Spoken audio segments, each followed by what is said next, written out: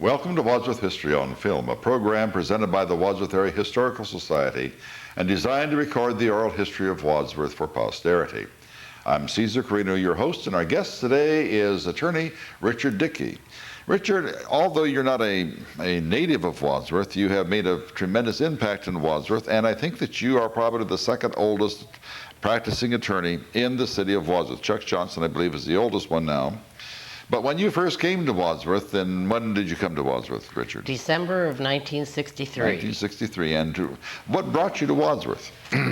Well, I was practicing law in Columbus, which is a huge city. I grew up in a smaller area, and I wasn't particularly happy there. The State Bar Association has a weekly publication where attorneys put in notices if they're looking for someone to join them, and I saw Merle Agan's notice in there that he was interested in having someone join him in the practice of law. Well, we're going to talk about Merle Agan in a little bit, because he was probably one of the deans of the law practice here in Wadsworth for years and years and years. But before we do that, let's talk about Richard Dickey. Where was he born? When was he born? Are you sensitive about your age at all? No. Tell us when you were born, and who your parents were, and all of those kinds of things.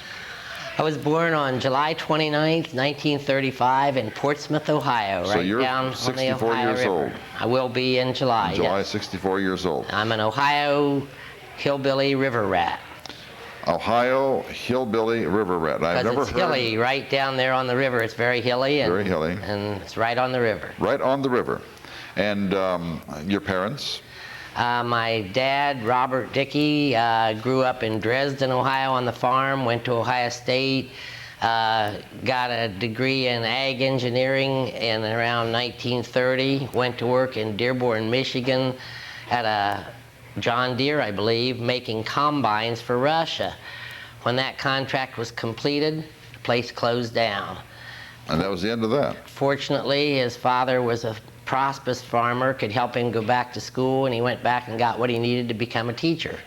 And then he taught woodworking for a number of years, and then got in with the government and Farm and Home Administration, and that's how he got transferred on down the river towards Cincinnati from Portsmouth to Georgetown, Ohio. Where's Georgetown? It's the county seat of Brown County. It's about 50 miles west of Portsmouth, 7 miles north of Ripley, which is right on the river, and 40 miles east of Cincinnati. Well, South of Wilmington, about south of Wilmington. 40 miles. 40 miles south of Wilmington. And Brown County is B-R-O-W-N-E, right? No, it's regular Brown. B-R-O-W-N? Right. Sorry, okay. So, Now, about mother. Mother was born in Hillsboro, Ohio, and then her family moved to Portsmouth. My grandmother and grandfather lived there. My mother's siblings all lived there. She met my dad at Ohio State University, but in those days it was difficult, and for them planning to get married and everything, she had to go back and go to work until he got finished. And what was her maiden name? Shields. S-H-E-I-L-I-E-L-D-S. Okay, the old German way. Her father was an engineer on either the B&O or C&O, I forget which. But the B&O would be Baltimore and Ohio, C&O Chesapeake and Ohio. Right, I forget which it was. My guess would be the C&O, because the B&O I think was more in the northern part. I think both of them went through Portsmouth. They It both was quite went a through rail Portsmouth? hub. Is that right? And I got to, the station was just about 3 blocks from my grandmother's house. And I got to get up in the engine and everything. I can still remember the loud noises, the pull carts with the steel wheels, and the fountain in where the engineers and trained people went into the station, the big round granite fountain and everything. Where they would wash their hands or take a drink? Yeah. I remember those things too. I was born very close to about 300 feet from a railroad track, and lived there all my life, and still live there, except that there's no railroad track anymore. Richard, you came to Wadsworth to work with Merle Agan. Now, you went to Ohio State University for your law degree, right? Where did you go for undergraduate? And undergraduate. And what was your undergraduate major? Political science. Political science. So a portion of your life which will be devoted to the politic, I should say, well-founded because you indeed were a political science major at the time. Tell us a little bit about your early days in Wadsworth, where you were located, where Merle Egan was located. Tell us a little bit about Merle Egan. Tell us as much as you can about his personality, his way of doing business, and if you can remember some of your first clients that you're allowed to talk about, and all of that. Well, we came in answer to his ad. At that time, you were married? Yes. To Phyllis? Phyllis Dickey. And she was born in Chillicothe, Ohio, and grew up there and went to OU for a couple of years, then transferred to Ohio State where we met and got married the next summer after that school year. And what was her maiden name? Oyer, O-Y-E-R. O-Y-E-R, Phyllis Her Oyer. father was the managing editor of the Chillicothe Gazette. I see. Which was independent at that time, but the Diamond newspaper company that has the national newspaper now. Can't think of the name of it, but that same company bought it out. USA Today? Yeah, yeah. I think it has something to do with Diamond, I'm not sure. Anyway,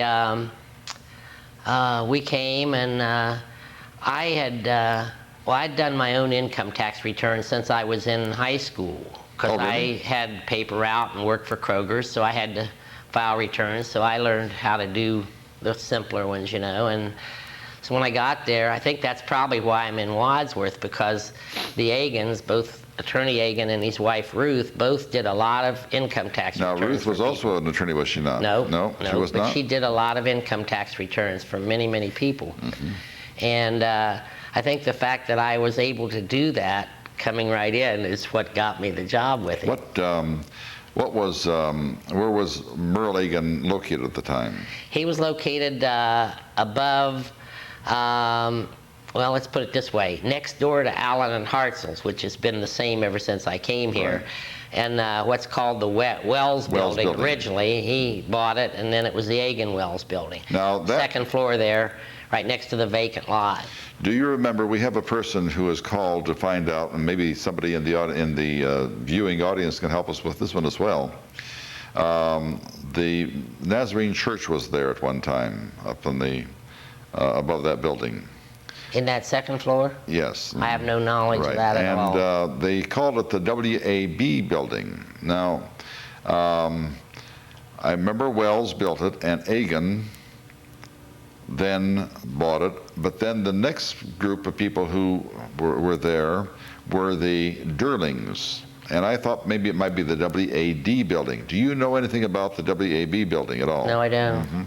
No. Well, if anyone knows about the WAB building, where the B came from, and I know that there's Wells, Egan, and Durling, but there's no B that I can come up with anywhere, and I certainly would stand corrected, and I want to be corrected if I'm wrong. Now, tell us a little bit about the office structure itself, and a little bit about Merle Egan's personality. Let's hear that. We were on the second floor there. It was really spacious for law offices. We each had our office. The secretary had a big office. Mrs. Egan had a big office, and there was a beauty shop up there too. And what beauty shop was it? I think it was called Norma's.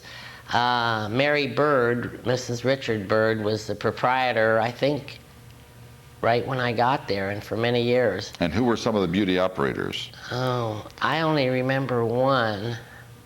Wanda. Oh, shoot. I don't think I'm going to be able to remember her last name. I don't know if she'd been divorced or just had never married for many years, but after she left the shop, when the shop closed, she married a fella from down south and then went down there and died. I can't even remember her married name. Wanda. Very nice, white-haired gal, even when she was young. Some people will probably remember her from that. Very Wanda. nice. How old would she have been at that time? Let's see. I do know this. Her sister was married to Robert Ellebrook. Robert Ellebrook. And I can't remember that sister's first name now. But that's who, she was a sister to Robert Ellebrook's wife, the Ellebrook family that has land up northwest of town. In the Reimer Road. Right. I wonder if it could have been Wanda Easterday. But I didn't think Wanda Easterday was a beautician. Was she white-haired? No. Yeah, well, this gal had white hair when I came there, and she probably was... No, it would not have been she then. She was probably no more than 40, if that, then. But we'll find out the name as soon as this program is aired. I'll get a phone call, and we'll get Wanda's name, I'm positive, tonight. Yeah, very nice lady. And what else was up there? That was basically it. They had a couple of storage rooms that were actually offices that just weren't used. There were some, I can't remember the name of the one secretary that was there, but Marjorie Wiseman was the secretary most of the time I was there. She had been their secretary, and then when her children were born, took time off, but then came back relatively early in the 60s and was there most of the time while I was with Mr. Reagan until 1975. She was married to Gene Wiseman. They live out on off of Silver Creek, Wall Road. Wall Road. Mm-hmm. And they have a son, Jeff, and a daughter, Melissa. And she was, I think she was... Her maiden name was Huff. Right. Mm-hmm. That's correct. And she's still doing well. I see her. She walks a lot. Redhead. Yes, and all of the, well, not all the Huffs were redhead. Yeah. It's H-O-F-F. Yeah. Mm-hmm. Mm-hmm. And so both Mr. and Mrs. Reagan. Marjorie Huff. Right. Marjorie Huff Wiseman. Right. Mm-hmm. Mm-hmm. And they live on Wall Road. Right. Right. And she comes from a family of Huffs, who lived on Wall Road too. Was it They called were related to Brogans too, I think. Yeah, somewhat, yeah. Mm-hmm. Mm-hmm. Yeah. But Mr. and Mrs. Reagan are both very fine people. I was privileged to be able to associate with them. Never married. I never had children. No children. Mm-hmm. And tell us a little bit about Merle Egan's personality. And he was a very precise fellow. That's the most outstanding characteristic of Mr. Reagan. Very precise. Give us some examples of his precision, or his preciseness, I should say. I'll never forget, for early years we worked pretty closely together. Our offices were right next to each other, and there was a door right between them, and usually it was open. And for good purpose, you know. I could hear how he handled things on the phone or with clients, and he could hear how I was doing. And so I remember one time he was adding a short column of figures on paper, you know, and he'd add it, write it down, then he'd go up and he'd come down and check it a second time, go up, come down, check it a third time. I'm thinking, well, you know, triple checked, okay. Go up, check it a fourth time, go up, check it a fifth time. He was very precise. Was very precise. Did he get the right answer each time? Oh, yes. You bet. Oh, yes. Mm-hmm. He was very precise. He knew the law well. He knew how to find it when he didn't know it. Very generous people. They worked for people in the Depression, made any kind of arrangement they had to for the people to be able to afford their services. Always charged fairly for their services. Took barter, vegetables, fruits, things of that nature. and so on. Describe his physical presence. Well, he was a short fellow like man. me, on the rather stocky side. Quite stocky, as a matter of fact. And, And describe Ruth also. Very attractive lady, even as an elderly lady with white hair. Very attractive, very attractive. well kept, polite. She had been a teacher. Right. And they were both from over northeastern Ohio, Shelby area. Shelby, Ohio. Yeah. Mm-hmm. And they came to Wadsworth in the early 20s, I believe, did it not? Not quite that early. I would say late 20s. Late 20s? Maybe around 1930 even. Oh, really? He was born in, actually on my we had the same birthday. July 29th. He had celebrated it on the 28th. I don't know why for years, but after I got there, we celebrated on the same day. He was born in 1899, and So what did I get on that line we were talking about? Because we talked about the fact that, well, why did we get on that? Oh, when he came Yeah, here. when he came to So Wadsworth. he first, he went to Case Western, no, he went to, Ohio Northern? right, Ohio Northern in Ada. And then from there, he came to Cleveland and he worked for a title company, a real estate title company that searches titles to determine that the real estate title on a particular parcel was all clear of liens and encumbrances.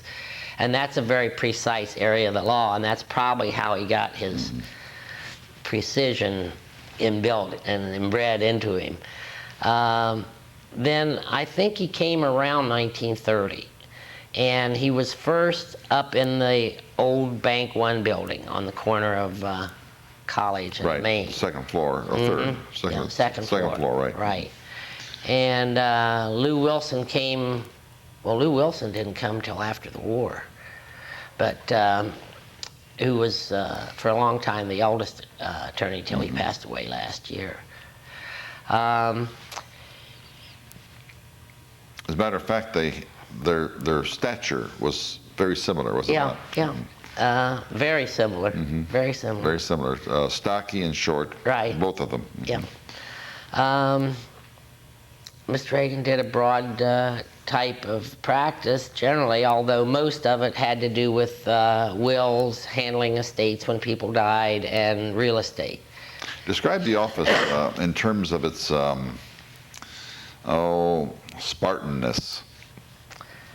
I'm not sure I know what you mean by that, but he had the most extensive law library of any attorney in the county when I came with him, and he kept it up, and that's very expensive to Very do expensive that. to do. But in terms, but he was not a spendthrift, right?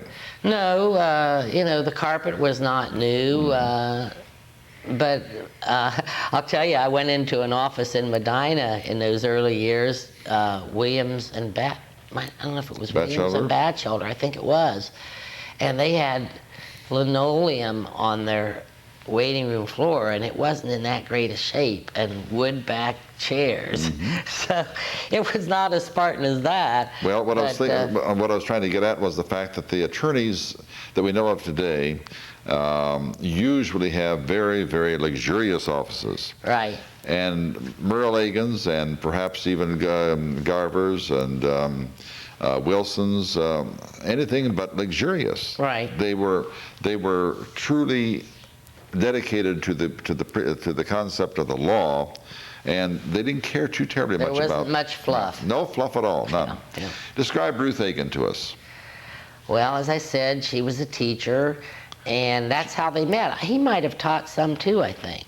As a matter of fact, as I recall, he was also a teacher, and that's how they met. And I think she was a little taller than he. She was quite active, from what I understand, in her early years here in the community. As by the time I had gotten there, she wasn't that active. They had been active in the Methodist Church, but I don't think they were at the time I came. I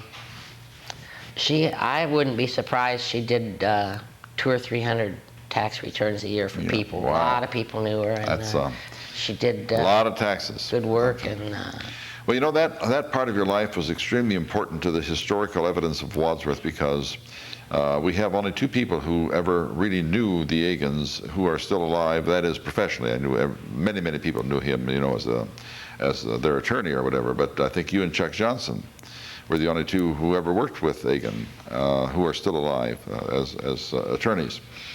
Now, we'll come back to that in a minute, but how about going to some of the things that you did? Where was your first law practice after you left Merle Agan? Excuse me, I'm going to spell Agan for the A-G-I-N. Correct. Merle, M-E-R-L-E. Right, okay, I'm sorry. Yeah. I was with Mr. Agan until from December '63 till September 1975. And by the way, how did you address Mr. Agan? Even though you were colleagues? Mr. Agan. Always. Mr. Agan, yeah. Never called him Merle. No. Mrs. Agan was Mrs. Agan. Right. And I think that most people did call him nothing but Mr. Reagan. I don't know of anyone who called him Earl. Maybe he has some very His wife did. Did she? Yeah. But any time that I ever heard anyone talk about it, it was always Mr. Reagan. Right. Okay. Now then, tell us again where you went right after you left the Eagans. I associated with, at that time, John Goulden and David Hensel, Okay, now, who had offices in what was, I think, the first hospital in Wadsworth, from what I've heard, at 121 College Street. Larry Luck's in that space as an practicing attorney right now. Let's give the geographic location, because it may not be here 50 or 100 years from now. It's on the south side of College Street, approximately, 100 feet from Wautroosa? It's just one or two businesses to the east of that. The Wadsworth Hardware, used to be Graff Plumbing also, but I think the son has moved the plumbing business out of there.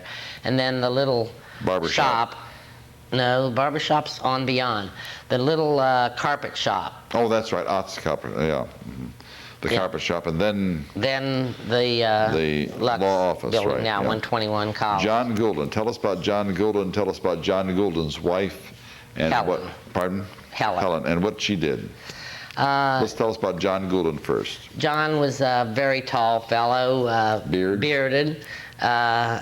I soon grew a beard after going in there because Hensel had a beard too, and I'd wanted to grow one also. And you wanted to have one. I had one at the sesquicentennial within a year after I got here, but Mr. Reagan was rather conservative. I didn't feel I was. Maybe that was the word that I was looking for a little while ago. Rather than Spartan, it was conservative. Right. You picked out the right word, and I'm sorry. Right. Now, Goulden, John, J-O-H-N, of course, but Goulden, G-O-U-L-D-I-N? G-U-L-D-I-N. G-U-L-D-I-N, sorry, okay.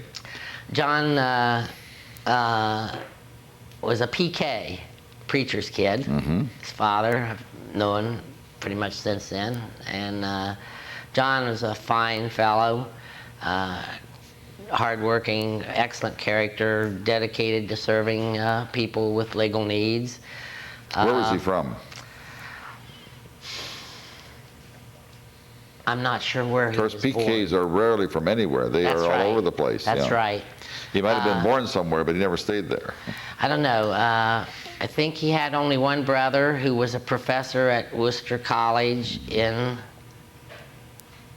political science, I think, who met an untimely death of cancer in recent years.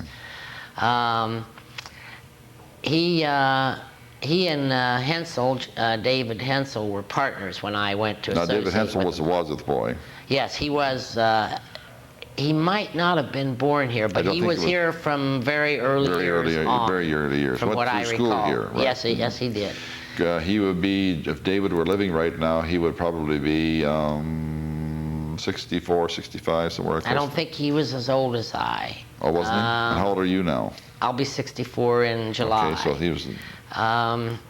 See, they started practice around 1972, I believe.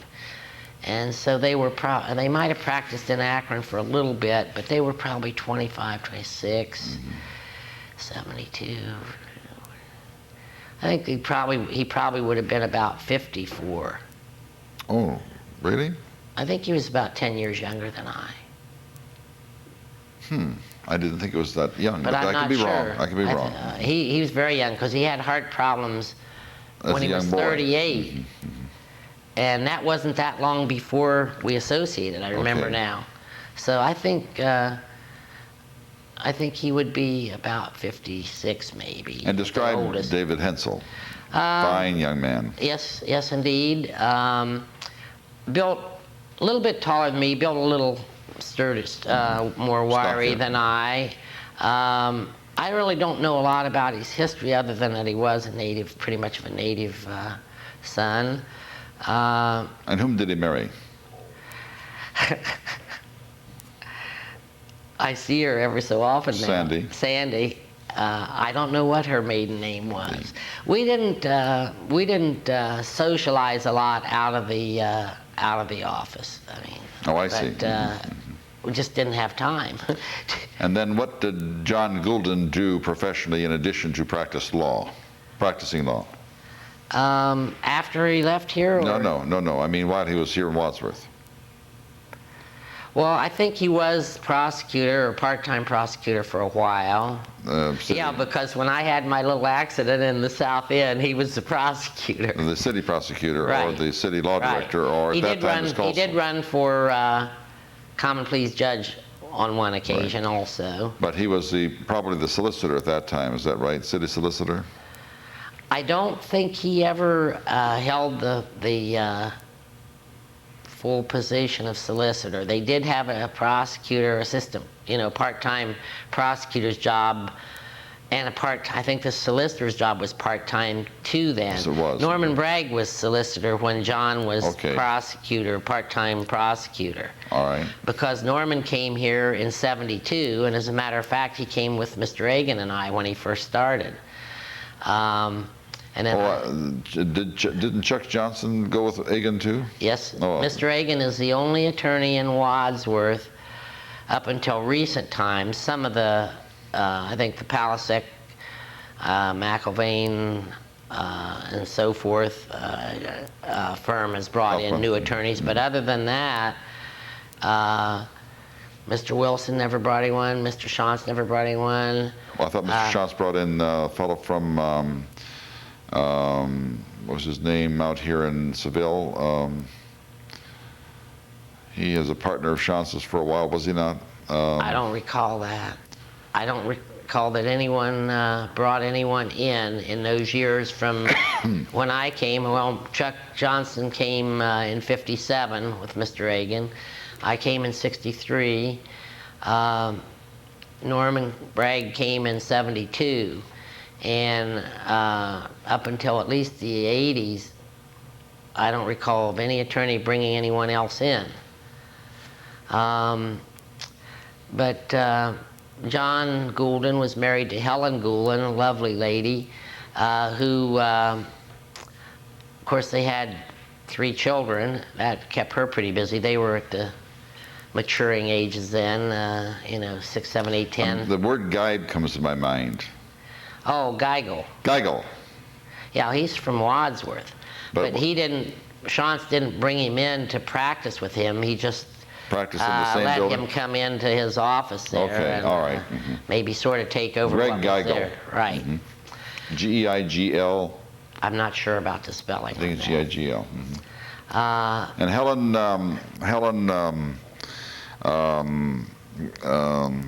Goulden, what was her specialty? She was a sign language interpreter for the deaf. Sign language interpreter for the deaf. And she taught the deaf to sing in sign language. I wouldn't be surprised, but my daughter was greatly influenced by her and is now a sign language interpreter for the deaf, my daughter Beth. I remember one time I saw Helen Goulden singing all that big bad, Chicago, big bad, what is it? Leroy Brown? Leroy Brown, right. I saw her teach sign language kids to sing Big Bad Leroy Brown. Right. That was many, many years ago. Yeah. Lovely, lovely person, right? Yes, indeed. Now, then John Goulden was the part-time prosecutor in Wadsworth, right? Right. Now, what about Dave Hensel? What did he do in addition to becoming a lawyer? Well, in March of '74, the judge of the county court, as it was called then, we had a mayor's court as well that had similar jurisdictions. Robert Ott retired before the end of his term, and governor, one of the few Democratic governors in the recent times. Probably Gilligan. Governor Gilligan appointed me. Don Merriman suggested me, and Governor Gilligan, well, no, Don Merriman suggested me for solicitor. That's before that. In any event, Gilligan appointed me to fill the unexpired term. So I was still with Mr. Egan then. And then there came an election that year. How long were you judge? Just 9 months, because an election came in November of that same year, 74, to fill the full term of that position. And David Hensel was my opponent, and he won the election. And David was your partner as well? Well, at that time we weren't associated. Oh. And it was a part-time job at that time. So when I went to associate with Hensel and Goulden, who were partners, I became in as an associate. They had quite a bit of room there. He was the part-time judge, and they both practiced law. Then were judges permitted to practice law at that time? As long as it wasn't, of course, in the court they were in, or that was basically it. Yes, they were. Part-time judges were. So now they're not, are they? No. They might be able to prepare a will or something like that, but nothing that could involve interaction with other attorneys that might come before them in their courts. Mr. Hensel won that position as part-time county court judge. Were you a candidate for it? Yes. And I can't remember exactly how many years after that. It was either 2 or 4. The legislature turned that court into a municipal court and a full-time judgeship position. And I ran against Mr. Hensel unsuccessfully for that position. And he won that, and then was the full-time municipal judge until his death. And I can't remember the exact year. And he died in office? Yes. On the last day of the year? Of the 31st of December. He died in office, right? I knew he died in office. I didn't remember the date at this time. Lovely, wonderful person. Everyone liked him, and he was just as fair as he could be. He had a bailiff, and who was this bailiff? I think it was Charles Heck. Charles Heck. And Charles Heck then went from here to Medina, did he not? I think he did, with into the Common Pleas Court. Common Pleas Court there. Now, how about telling us a little bit about what you did in terms of, well, first of all, before you were a sitting judge, you were a city prosecutor, were you not? Or I was a city solicitor. It was a part-time job in those days. Let's see. When I came here, of course, Mr. Egan was here. Lou Wilson was here. Wayne Garver. Carl Shantz, James Foreman, Mr. Guy, Charles, I think. But he was an attorney, was he? Yes, he was. Was he an attorney? He really didn't practice much law. He did mostly accounting things, I think, but he was an attorney. Did I mention Bob Razor? No, I mentioned Bob Razor. I think that was it. That was the number of attorneys. Then, and Chuck Johnson, of course. So then I came in December '63. Joe Foreman came shortly after that. And when I came here, the Agans, as I said, very nice. They liked the fact that I could do tax returns. They said, we have a little house we'll rent to you reasonably. Where was that house? On Elm Street, 345 Elm Street, still there. And we says, we're sure we can find Phyllis a job, she's secretarial experience.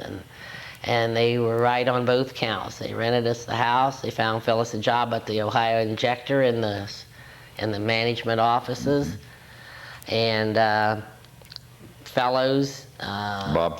Fellows was in that office, and a fellow by the name of Young, who's gone from here, and I think Mobley might have Ed Mobley might have been associated in that at that time. So we came up here and moved into the little house. Phyllis started to work. Bob Razor was the part-time solicitor at that time. And then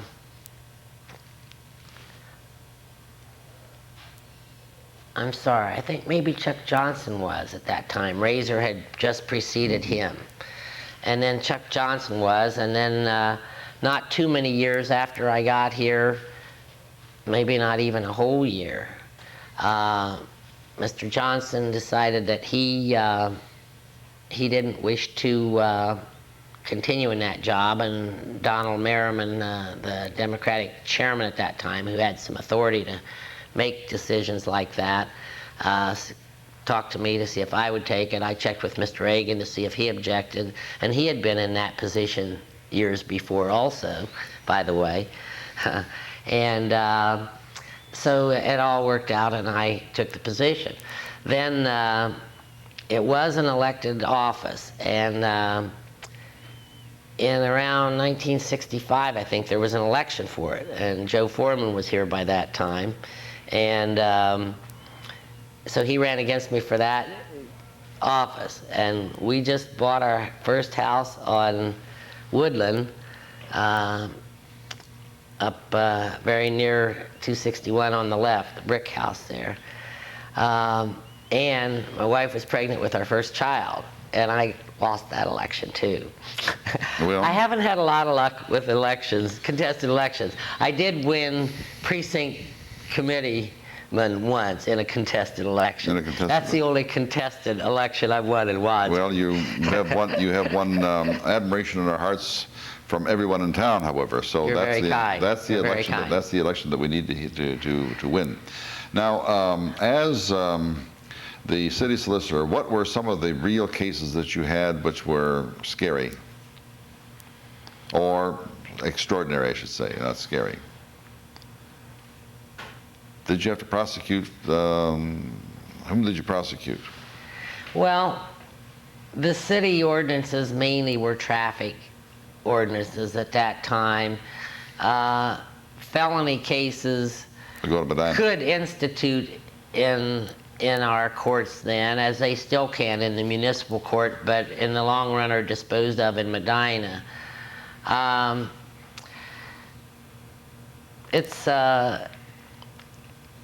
The cases that come in are not that eventful. Mm-hmm. I don't recall any specific case.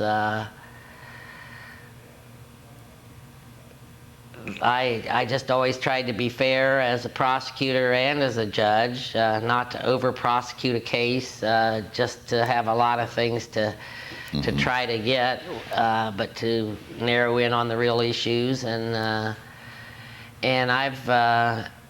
I've found that when I was prosecutor, when I was judge, I never worried, and I never had any cause to worry about people coming back on me, slicing my tires, damaging my property, slurring my name, or anything like that. So it was pretty much typical traffic cases mainly. Right. Now, as you began your career here in Wadsworth with Merle Egan, who was a very conservative person, how did you change that image of attorneys? There are two ways that I think that Wadsworth really admires you for having changed some of the images of attorneys. Well, I don't know if I'm admired for it, but I think I was the first attorney to get a motorcycle. That's right. And I got my first motorcycle in 1973 from out at Cycle City, where Bob Bolt now has his business. And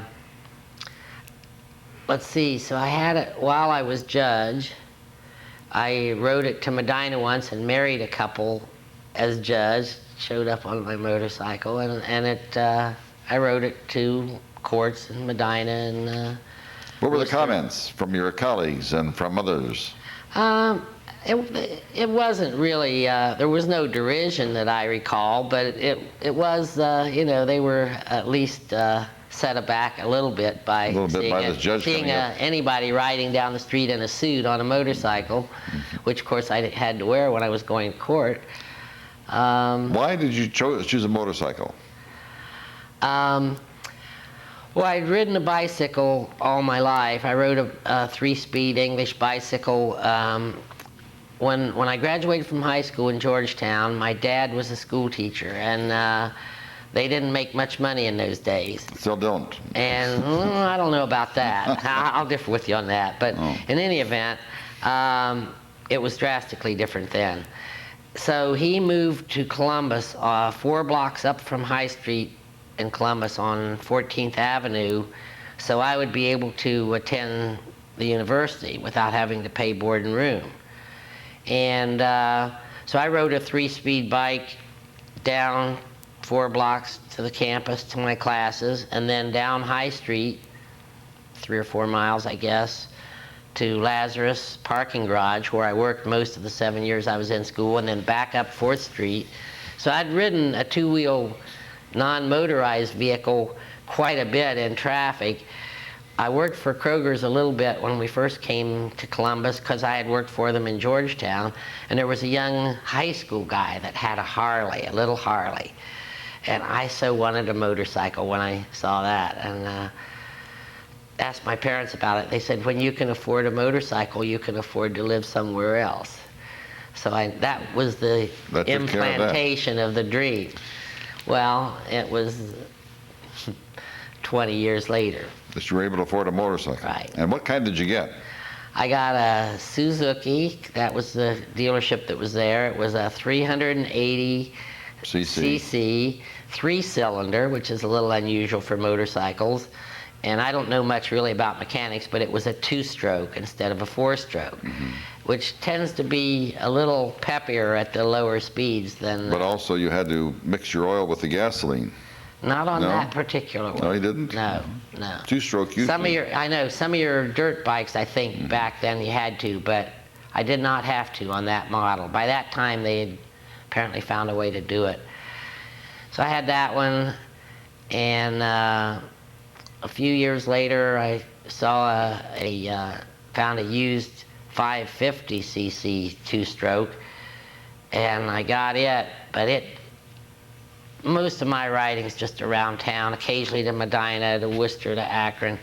So I like when it really handles easily, and this 550 felt funny on making a 90-degree turn. So I went and bought a new 650 4-stroke from Cycle City in '78, and it was fine. It was a little bit high for my height from the ground, and in '73 they came out with a low rider, 650 with shaft drive, no chain to worry about having to adjust or anything getting caught in it, and front and rear disc brakes, very excellent braking ability. So I got that in '81 and still have it. And you still drive it?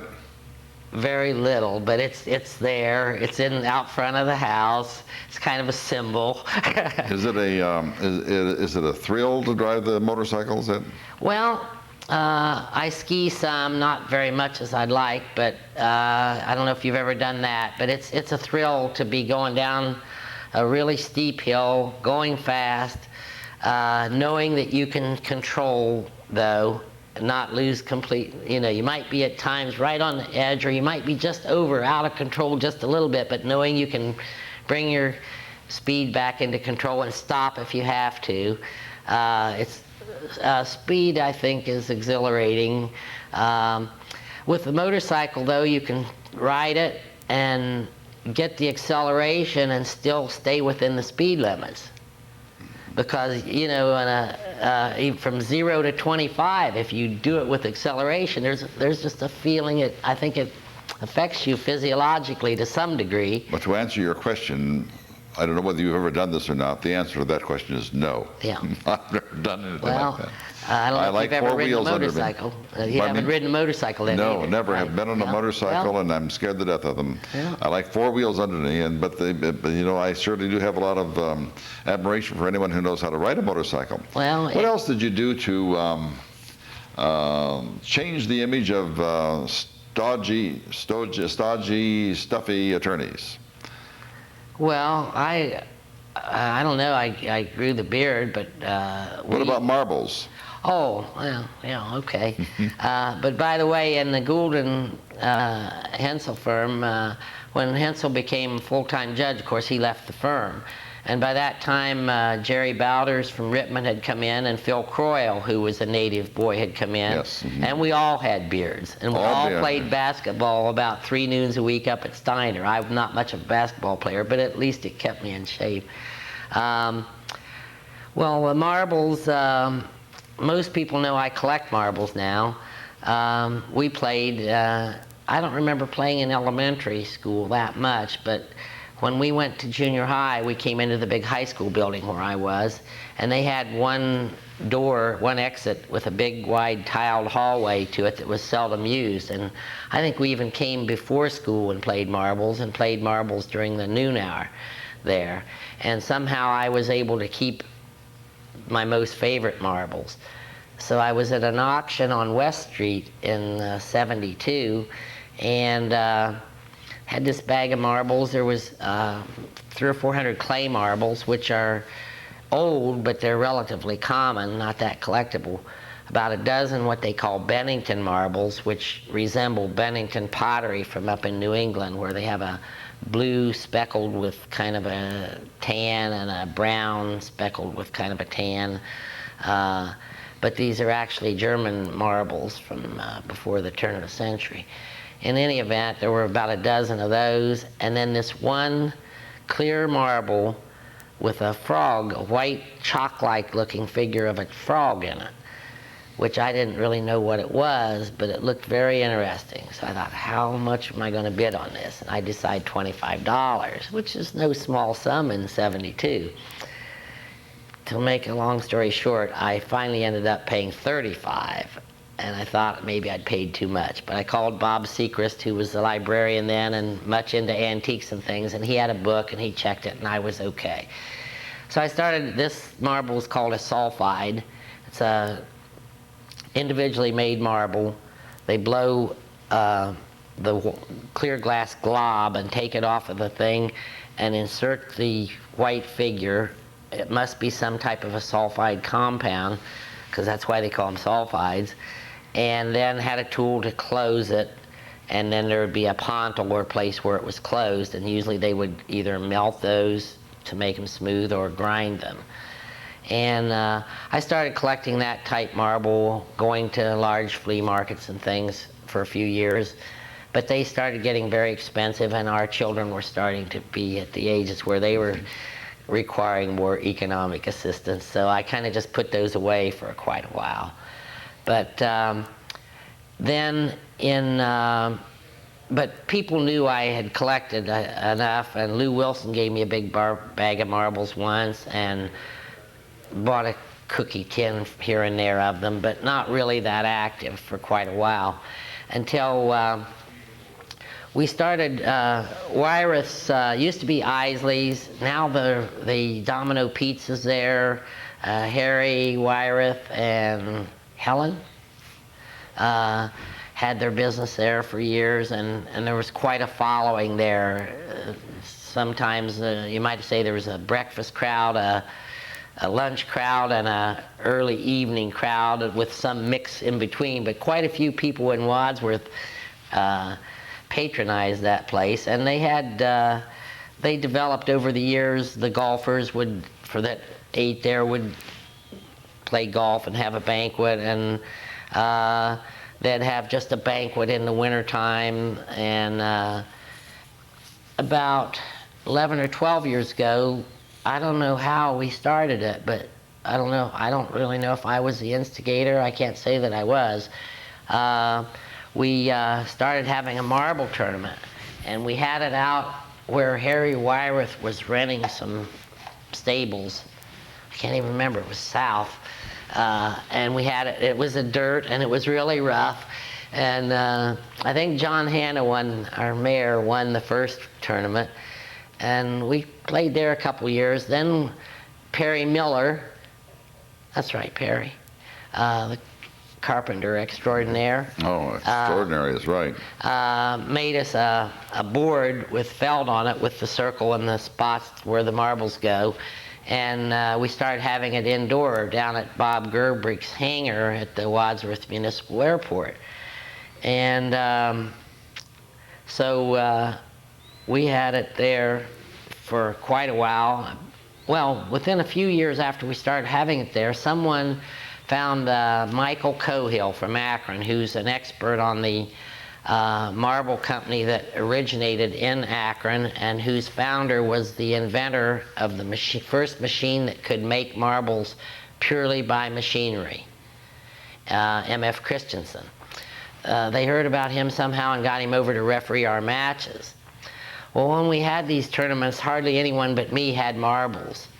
So I'd just bring a big bag of marbles so people could pick out a marble for their shooter for the tournament. So one day after the tournament, 8, 9 years ago, Linda Gehring calls me up. Linda Gehring Bowers now calls me up and says, "Richard, do you know how much that marble you let me have as a shooter is worth?" I says, "I don't know." You mean Linda played too? Yeah, we have women that play in it too. Who are some of the other women? Kuhlman, Bob Kuhlman's wife. Mary Ellen. Mary Ellen. Dee. Joachim? No. This is Bob that has the heating's mother-in-law. Bob, this is terrible. I hope he doesn't see it. Has the ET heating. Engel. Oh, Dee Bob Engel. Oh, yeah. His mother-in-law. Her name's not Engel. I don't know her last name. Bob Engel's mother.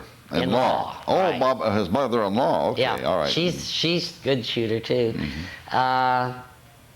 I don't know if Loa Gerbrick may have participated in the early years, but a number of ladies participated. But I interrupted your story about Linda Gehring Bowers saying something about... So it says, "I don't know, Linda, what, a penny, a nickel, a dime?" She says, "No, $40. Wow. This Mr. Cohill had seen it, and it was a particular type made by that particular company. So I scurry home and look. She gave it back to me, of course, Linda being as fair as she is. Oh, yeah. Great person. So I scurried around and looked and found I had quite a few of these. So I put them together, and the next year brought them and showed him. And he's been trying for years to put a marble museum together. I contributed a few of them to that. And then I started getting really active in collecting marbles. Well, you gave a program to the Historical Society for which we were grateful. Right. And it was extremely interesting. I had no idea that there are this many marbles out there. We used to throw marbles away because they were in the way, when we were kids. Yeah.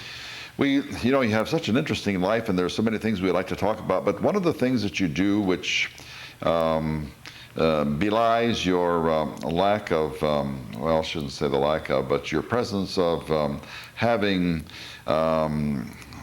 broken some of the barriers that attorneys usually project, or the images that they project as being almost carnivorous, and in so many ways, and most of our good friends who are attorneys are not that way. But you're a very religious person, and very active in St. Mark's Lutheran Episcopal Church. Now, St. Mark's is going to have its 50th anniversary. Now, some time ago, about a year ago, I sent a letter to all of the ministers in Wadsworth. There are 25 churches in Wadsworth, and I wanted to get a history of every single church, because the religious fabric of this community is such an important part of Wadsworth history that I wanted to get those. To date, only 9 have responded, and I've been trying desperately to get them. Now that I have you here, and since you're a very energetic member of the Episcopal Church, could you give us a little bit of the history of the new St. Mark's, well, new comparatively, because what, 50 years old now, of St. Mark's Episcopal Church here in Wadsworth, and tell us where it is and when it was there, when it got there, and so forth and so on. Well, I'm not a founder of it. I've been a member there since relatively soon after we came here in '63. We didn't immediately associate with them. I was raised a Methodist and was active in the Wesley Foundation at Ohio State, and so we first went to to the Methodist church a few times. We just picked the wrong time of the year, Christmas season, and people were, it's typical, no matter which church you're in. Sometimes they get taken up in what's going on there, and they don't think too much about a visitor coming in. In any event, at that time, St. Mark was a relatively small church, probably 70 or 80 in attendance, 60 to 80 in attendance on a Sunday morning. And who was that minister that you? His name was, I just met him. We have had our 50th anniversary celebration. We had it a few Sundays ago, about 3 Sundays ago. You asked me too soon. I'll have to come back to it. Well, when it comes to you, just bring it up. Jack Humphreys. Jack Humphreys. Jack Humphreys. We were at that time classified in the Episcopal Church as a mission church, not a full-fledged church. Although I'm pretty sure, yeah, he was full-time pastor, and we've been a member there continuously since then. Trying to think.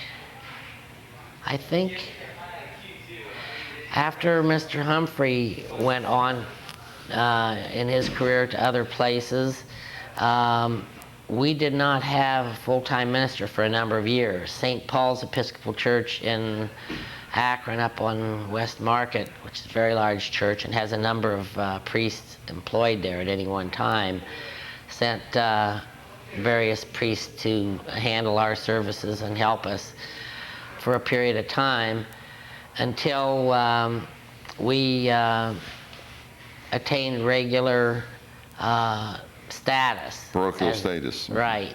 And we had at that time Reverend Charles Ransom come, and he was a real shot in the arm for the church there because he had children, and they had children, and Chuck was quite a personality and quite active in the community. He got into the Rotary Club. He was not shy at all to get out and meet people, and the church grew well.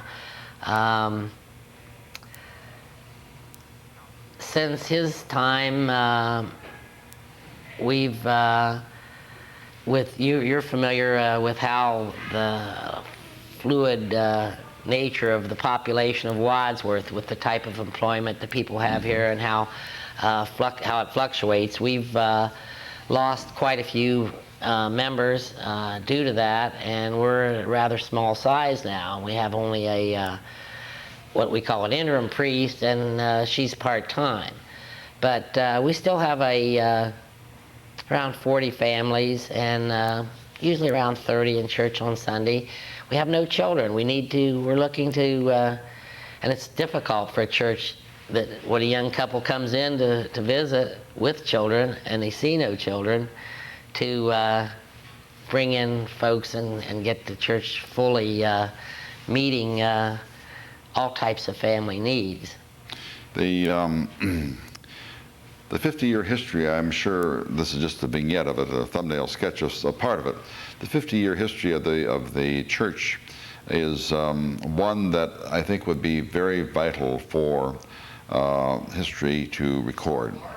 And I'm hoping that with just this little bit that you've given us today, Richard, that someone will come forward, perhaps it'll be you, I'm not so sure, to give us a full hour of the history of the Episcopal Church in Wadsworth. You know, and I know, that it was the original building of the Mennonite Church. Right. And, built in 1859. 1859, and when the Mennonites moved the church from there to their present location on Treese Road, that Dick Huntsberger, whose father Ephraim Huntsberger was the first minister of the Mennonite church here, that Dick Huntsberger carried the Bible out of the church. Now, whether he carried it all the way down there or not, I'll have to ask Orpha, his daughter-in-law. But he was up in the years at that time. He died at age 104. There are so many wonderful things that we have as bits of history that is so difficult to get them all, but you've helped us to get the history of the the Dickeys here in Wadsworth, as well as a very fine reflection of the Agans. Been trying to get a picture of the Agans and what they did, and so glad to hear you say that they were generous, because during the Depressions, everyone went to the Agans because they were very helpful to our people. Richard, our time is up, unfortunately, for this program, but if you can bring us some information about the church, we'll have you on again, and thank you for being our guest today. Thank you for having me. Right.